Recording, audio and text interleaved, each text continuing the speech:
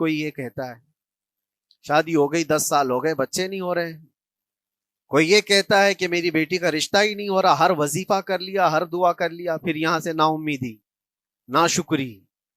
یہ جملے انسان کو کہاں تک پہنچا دیتے ہیں. ایک بات میں آپ کو بتاؤں، مولا علی کرم اللہ وجہہ الکریم کی یہ حکمت بھری بات ہے. ارشاد فرماتے ہیں جب کبھی مصیبت آئے اللہ کی طرف سے تو یہ امتحان ہے یا سزا ہے، کیسے پتا چلے؟ ظاہر سی بات ہے ہر کوئی یہ کہتا ہے یہ تو اللہ کی طرف سے امتحان ہے، آزمائش.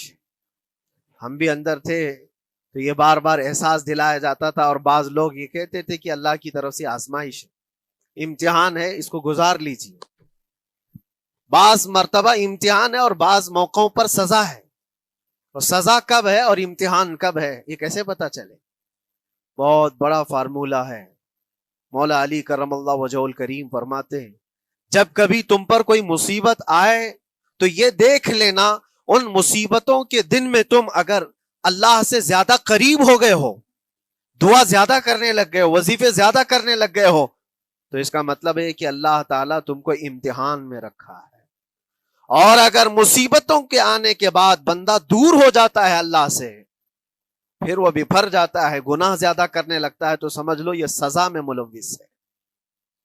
اب سب کی زندگی میں یہ مصیبتیں جب آتی ہیں تو خود اپنے آپ کو ریئلائز کرے، احساس کر کے دیکھے کہ مصیبت آئی ہے تو میرے ہاتھ میں تسبیح آ گئی یا پھر گالی گلوچ.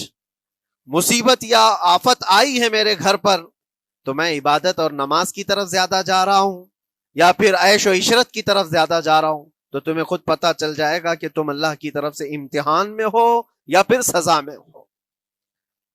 میرے عزیزو، بہت مقامات ایسے ہیں جہاں پر بظاہر مصیبت کی حکمت ہمیں نہیں معلوم ہوتی کہ کیوں آئی یہ مصیبت، کیوں دی گئی ہے ہمیں ایسی تکلیف. اسی کا نام تقدیر ہے کہ اللہ تعالیٰ کے لکھے ہوئے پر راضی رہنا یہ مومن کی شان ہے. مومن کو ہمہ وقت اللہ تبارک و تعالیٰ کی طرف سے لکھی ہوئی اس تقدیر پر راضی رہنا ہے. آپ کو میں ایک بات بتا دوں، حضرت ابو جندل ایک صحابی ہیں، مکہ مکرمہ میں ایمان لائے. رسول پاک صلی اللہ تعالی علیہ وسلم جب ابھی مکہ میں تھے، اس وقت غریب صحابہ کو کفار مکہ، مشرکین مکہ کس طرح سے پکڑ کر مارتے تھے، کیسے کیسی سزائیں دیا کرتے تھے. اسی اسنا میں اللہ کے نبی